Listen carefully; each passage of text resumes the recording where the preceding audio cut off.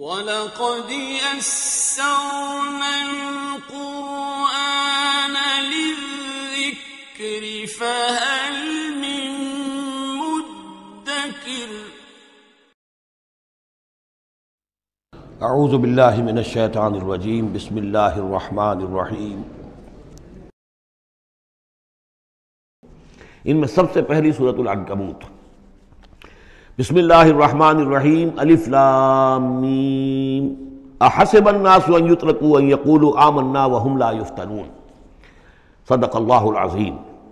یہ سورۃ مبارکہ اچھی طرح نوٹ کر لیجئے کہ تقریباً تعین کے ساتھ ہم کہہ سکتے ہیں کہ یہ سن 5 نبوی میں نازل ہوئی ہے، اور صورت اس وقت یہ ہو چکی تھی مکے کے اندر کہ مسلمانوں کو ہر طرح سے ستایا جا رہا تھا۔ 3 سال تک تو یہ ہوا ہے، حضور نے جب اپنی دعوت کا آغاز کیا تو پہلے 3 سال تو یہ ہے کہ کوئی زیادہ الارم محسوس نہیں کیا، خطرہ محسوس نہیں کیا مکے والوں نے، بلکہ انہوں نے کوشش یہ کی کہ چٹکیوں میں اڑا دیں۔ استہزاء ہے، تمسخر ہے، شاعر ہے، ساحر ہے، یہ ہے وہ ہے، جو بھی کہہ کر کہ جیسے کہ ول جو ہوتی ہے کسی کی، اگر یہ ان کی جو ول ہے اس کو کل کر دیا جائے تو اگر یہ بددل ہو کر بیٹھ جائیں محمد تو یہ سارا معاملہ خود ہی ختم ہو جائے گا۔ جو داعی ہے، جو لیڈر ہے، اگر اس کی جو قوت ارادی ہے اسے کسی طرح ختم کر دیا جائے تو استہزاء سے، تمسخر سے، یہ پرسیکیوشن جو تھی وربل تھی، زبانی۔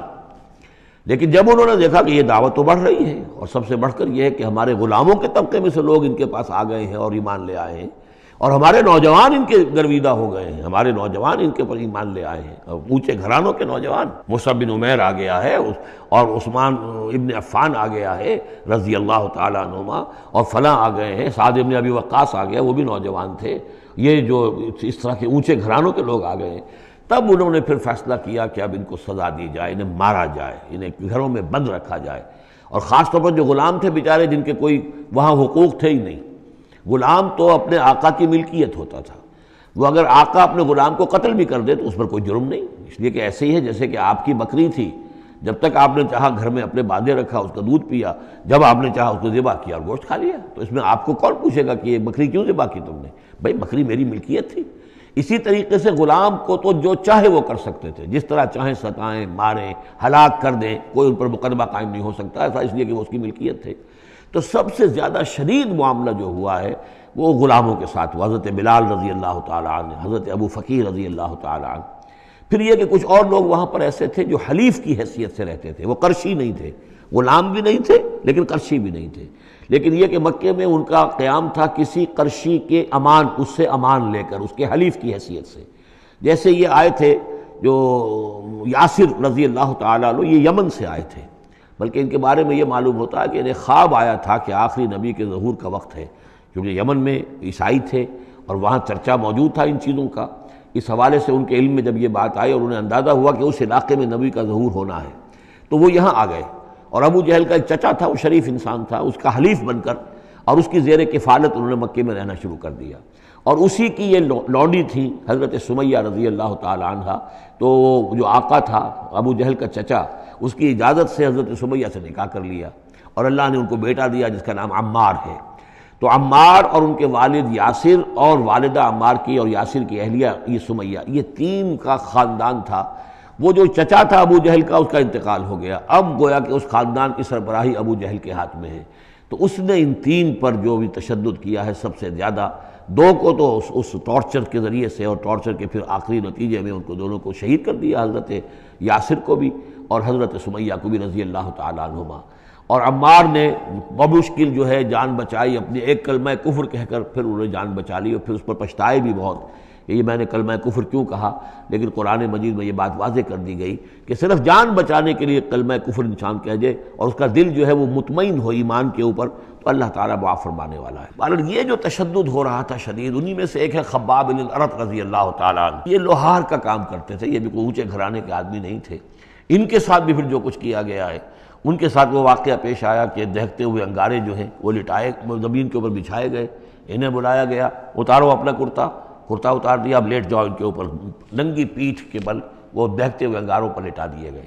پھر یہ کہ اسی انگاروں سے ان کی کھال جو ہے وہ جلی اور پیٹھ کی چربی پگھلی، اس سے وہ انگارے جو ہیں وہ ٹھنڈے ہوئے۔ تو یہ صورتحال تھا. تو وہ حضرت عمار جو ہے خباب بن الارت رضی اللہ عنہ وہ راوی ہیں کہ جب ہم پر یہ شدت اتنی ایسی ہو گئی کہ ناقابل برداشت ہو گئی تو ہم پھر حضور کی خدمت میں حاضر ہوئے. اور حضور اس وقت جو ہے خانہ کعبہ کے ایک دیوار کے سائے میں ذرا کہ ایک طرف کو سایہ تھا تو آپ نے اپنی ایک چادر جو ہے اس کا تکیہ بنایا ہوا تھا اور آپ استراحت فرما رہے تھے. تو ہم گئے, ہم نے کہا کہ اے اللہ کے رسول کیا آپ ہمارے لیے دعا نہیں کرتے, ہمارے لیے اللہ کو نہیں پکارتے, ہمارے لیے اب یہ چیزیں ناقابل برداشت ہو رہی ہیں, کب تک ہم جھیلیں گے, کب تک برداشت کریں گے. لیکن یہ کہ وہ کہتے ہیں کہ حضور کو یہ ناگوار گزرا, آپ اٹھ کر بیٹھ گئے اور آپ نے فرمایا خدا کی قسم تم جلدی مچا رہے ہو, ابھی تو تم پر وہ چیزیں آئی ہی نہیں ہیں جو تم سے پہلوں پر آئی تھیں. ان کے ساتھ تو یہ بھی ہوتا تھا کہ ایک شخص کو لا کر آدھا زمین میں گاڑ دیتے تھے اور باقی جسم جو آدھا اس کا ہوتا تھا زمین سے باہر تو سر کے اوپر آرا رکھ کر چیرنا شروع کر دیتے تھے اور پورے جسم کو 2 حصوں میں بانٹ دیتے تھے. یہ بھی ہوتا تھا. زندہ آگ میں جلا دیتے تھے, یہ بھی ہوتا تھا. تو تم جلدی کر رہے ہو, خدا کی قسم وہ دن تو آئے گا کہ ایک سوار صنعا سے حضرت موت تک جائے گا اور اس سے سوائے اللہ کی کسی کا خوف نہیں ہوگا, لیکن بہرحال تمہیں صبر کرنا ہوگا. وہ انداز ہے اس رکوع کا. یہ جو پہلا رکوع ہے سورہ عنکبوت کا, یہ گویا کہ ایک تحریک اور ایک دعوت, اور انقلابی تحریک ہو, انقلابی دعوت ہو. اس میں جو آزمائشیں آتی ہیں, تکلیفیں آتی ہیں, مصائب آتے ہیں, ظاہر بات ہے لوگوں کو قربانیاں دینی پڑیں گی تبھی کوئی کام ہوگا, بغیر اس کے تو نہیں ہوتا. اور جب تصادم کا مرحلہ شروع ہو جائے, جب یہ ہے کہ ایک جو معاشرہ جو ہے جس کے اندر کہ وہ کام کر رہے ہیں وہ محسوس کریں کہ یہ ہمارے لیے خطرہ بن گئے ہیں, وہ پرسیکیوٹ کریں اور انہیں ستائیں, تو پھر اس وقت جو مسائل ہوں گے ذہنوں کے اندر ان کا حل ہے اس میں. اور یہ اس اعتبار سے ضربۃ السلام ہے پورے قرآن مجید میں, اس موضوع کے اعتبار سے یہ چوٹی ہے. جیسے کہ میں نے آپ کو حدیث سنائی لکل شیء ضربۃ یا کل شیء سنام, ہر شے کی ایک چوٹی ہوتی ہے. وسنام القرآن سورۃ البقرہ, قرآن کی بحیثیت مجموعی چوٹی وہ تو سورہ بقرہ ہے. لیکن یہ کہ قرآن حکیم میں مختلف جو مضامین کے اعتبار سے جیسا کہ میں نوٹ کراتا آیا ہوں کہ اس موضوع پر یہ آیت یہ گویا کہ ذروۂ سنام ہے, یہ رکوع جو ہے یہ اس موضوع پر ذروۂ سنام ہے قرآن مجید کا, اس کا کلائمیکس ہے, اس کی چوٹی ہے. الف لام میم احسب الناس ان یترکوا ان یقولوا آمنا وهم لا یفتنون, کیا لوگوں نے یہ سمجھا تھا کہ وہ چھوڑ دیے جائیں گے صرف یہ کہنے سے کہ ہم ایمان لے آئے اور انہیں آزمایا نہ جائے گا؟ اب دیکھ رہے ہیں, اب وہی تیکھا انداز ہے, اظہار ناراضگی ہے, اظہار خفگی ہے, اس لیے کہ تم سے پہلے جو کچھ ہوا ہے. اب یہ 3 آیتیں میں آپ کو نوٹ کرا چکا ہوں. سورہ بقرہ کی آیت نمبر 214, ام حسبتم ان تدخلوا الجنة ولما يأتكم مثل الذين خلوا من قبلكم مستهم البأساء والضراء وزلزلوا حتى يقول الرسول والذين آمنوا معه متى نصر الله ألا إن نصر الله قريب. یہ آیت ہم پڑھ چکے ہیں. اسی کی ہم مضمون آیت جو ہے سورہ آل عمران میں آئی ہے آیت نمبر 142. اسی کی ہم مضمون آیت آ چکی ہے سورہ توبہ میں آیت نمبر 16. لیکن یہ کہ یہ مکی قرآن میں یہ آیت ہے, یہ ہے جڑ اور بنیاد, جو ہے کہ اس کا ظہور جو ہو رہا ہے. پھر یوں سمجھیے کہ یہ کلی کھلی ہے تو 3 اس کی جو پتیاں نمایاں ہوئی ہیں اس آیت کی, وہ سورہ بقرہ, سورہ آل عمران اور سورہ توبہ میں ہے. حسب الناس, اور ناس کہا ہے, یہ بھی نہیں کہ اہل ایمان کو یہ غلط فہمی ہو گئی تھی, یہ بھی ایک طرح سے عتاب کا انداز ہے. اللہ تعالیٰ ناراضگی کا اظہار کر رہے ہیں, تم جلدی مچا رہے ہو. احسب الناس ان یترکوا ان یقولوا آمنا وهم لا یفتنون, کیا لوگوں نے یہ سمجھا تھا کہ وہ یہ کہنے سے جنت میں داخل ہو جائیں گے, چھوڑ دیے جائیں گے کہ وہ ہم ایمان لے آئے, انہیں آزمایا نہ جائے گا؟ وَلَقَدْ فَتَنَّا الَّذِينَ مِن قَبْلِهِمْ, ہم نے تو جو بھی ان سے پہلے تھے ان کو بھی آزمایا ہے, ہر ایک کو آزمایا. آزمائش کے بغیر ہم نہیں کسی کے ایمان کو تسلیم کرتے. فَلَيَعْلَمَنَّ اللَّهُ الَّذِينَ صَدَقُوا وَلَيَعْلَمَنَّ الْكَاذِبِينَ, تو اللہ تعالیٰ تو ظاہر کر کے رہے گا. لفظی ترجمہ تو ہوگا اللہ جان کر رہے گا, لیکن اللہ تعالیٰ کا علم تو قدیم ہے, جو کچھ ان کے دلوں میں اللہ جانتا ہے. لیکن اللہ ظاہر کر دے گا کہ کون کتنے پانی میں ہے, کون منافق ہے, کون ضعیف الایمان ہے, کون قوی الایمان ہے, کون صادق الایمان ہے, کون جو ہے جھوٹ موٹ کا مومن بنا ہوا ہے, کون وہ دودھ پینے والا مجنوں ہے اور کون واقعتاً جانثار مجنوں ہے. یہ سب کچھ پتہ چلتا ہے آزمائشوں سے. اور ہم نے تو آزمایا ہے ان کو بھی جو ان سے پہلے تھے, تو لازماً اللہ واضح کر کے رہے گا, مبرہن کر دے گا ان کو بھی کہ جو سچے ہیں, اور وہ یقیناً واضح کر دے گا, نمایاں کر دے گا ان کو بھی جو جھوٹے ہیں. اب اس کے ساتھ ہی دیکھیے اس میں جو عجیب آپ کو بات ملے گی اس رکوع میں, یہ 2 آیتیں آئی ہیں, کیونکہ ایک آیت تو حروف مقطعات پر تھی, یہ 2 آیتیں آئی ہیں. اس میں تو ڈانٹ, ایک طرح کی ڈانٹ پڑ گئی ہے صحابہ کرام کے اوپر جنہوں نے ذرا سا بھی شکوہ کیا تھا. لیکن اب 2 آیتوں میں اس کی دلجوئی ہے ان کی, یعنی یہ کہ ایک طرف ترہیب ہے تو ترغیب بھی ہے. جیسے کوئی شفیق استاد ہوتا ہے, کبھی کسی وقت ڈانٹتا بھی ہے, کوئی گھرکی بھی دیتا ہے، کوئی جھڑکی بھی دیتا ہے، کسی وقت مارتا بھی ہے، سزا بھی دیتا ہے، پھر لیکن کسی وقت پھر یہ کہ حوصلہ افزائی بھی کرتا ہے، تھپکی بھی دیتا ہے، پیٹھ پر ہاتھ رکھتا ہے۔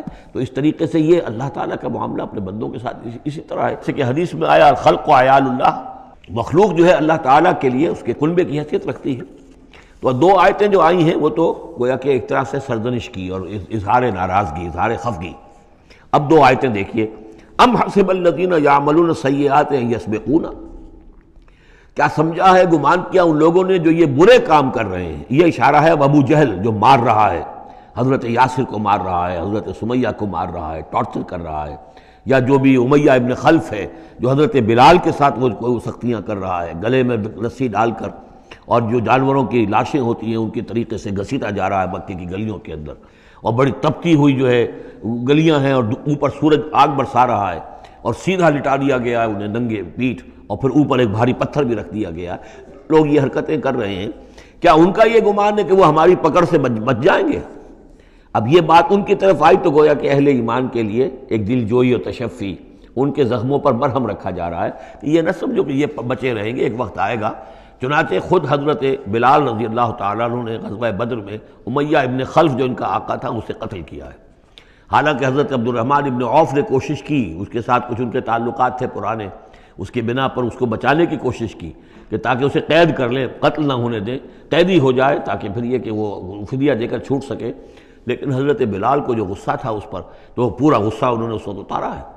اور یہی بات میں کہا کرتا ہوں کہ جو مکے میں 12 برس کہا گیا کہ ذرا اپنے ہاتھ روکے رکھو، تو نالا ہے بلبل شوریدہ تیرا خام ابھی، اپنے سینے میں اسے اور ذرا تھام ابھی، ایک وقت آئے گا کہ تمہارے ہاتھ کھول دیے جائیں گے۔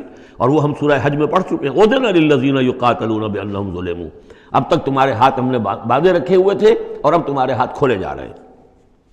ام حسب الذین یعملون السیئات ان یسبقونا ساء ما یحکمون، کیا یہ سمجھتے ہیں ابو جہل اور یہ امیہ ابن خلف اور اسی کے قبیل کے اور لوگ کہ جو یہ حرکتیں کر رہے ہیں ہم نے انہیں چھوٹ دی ہوئی ہے، اس وقت ہمارے ان اہل ایمان بندوں پر جو چاہیں یہ کر لیں، ہمیں کچھ دیر کے لیے ہم نے ان کو آزادی دے رکھی ہے، لیکن بالآخر پکڑیں گے انہیں تو ان بطش ربک لشدید، وہ پکڑ بھی بڑی سخت ہوگی۔ دوسری آیت جو ہے مزید ان کی دلجوئی کے لیے، من کان یرجو لقاء اللہ فإن اجل اللہ لآت، جو کوئی بھی اللہ سے ملاقات کا امیدوار ہے اسے یقین رکھنا چاہیے کہ اللہ کی ملاقات کا وہ معین وقت آ کر رہے گا۔ یعنی اے بلال اور اے ابو فقیہ اور اے خباب، تمہیں کہیں یہ گمان نہ ہو، شیطان یہ وسوسہ نہ کہیں تمہارے دلوں میں ڈالے اور تمہیں پریشان کرے کہ پتہ نہیں آخرت ہونی بھی ہے کہ نہیں ہونی ہے۔ جیسا کہ میں نے عرض کیا تھا کہ دنیا نقد ہے، آخرت ادھار ہے۔ اب آپ نے جان مال تو ساری یہاں دینی ہے، دنیا میں دینی ہے، جنت ملے گی آخرت میں۔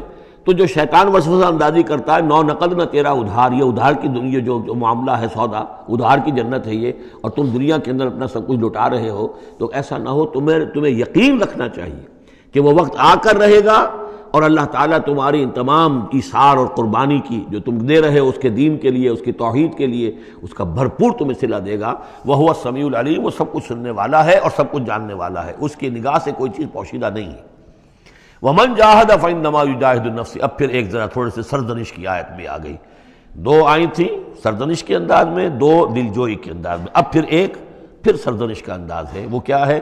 وَمَنْ جَاهَدَ فَإِنَّمَا يُجَاهِدُ لِنَفْسِهِ، دیکھو اگر تم کوئی قربانیاں دے رہے ہو، تکلیف اٹھا رہے ہو، ایثار کر رہے ہو، تو جو بھی جہاد کر رہا ہے وہ اپنے لیے کر رہا ہے، وہ ہمارے اوپر احسان نہ سمجھے۔ اللہ تعالیٰ کی شان اس سے بہت اونچی ہے، یہ ہم سورہ حجرات میں جا کر پڑھیں گے، یمنون علیک ان اسلموا قل لا تمنوا علی اسلامکم بل اللہ یمن علیکم ان ہداکم للایمان، تم اگر اللہ کے لیے، اللہ کے دین کے لیے کچھ کرتے ہو تو نہ احسان سمجھو اللہ پر اور نہ احسان سمجھو اللہ کے رسول پر۔ اللہ کا احسان ہے کہ اس نے تمہیں قبول کر لیا ہے اور تمہیں یہ ساری کام کرنے کی توفیق وہ دے رہا ہے، یہ احسان مانو۔ منت منع کی خدمت سلطان ہمیں کو نہیں، اس کا احسان نہ دھرو بادشاہ پر کہ تم خدمت کر رہے ہو بادشاہ کی۔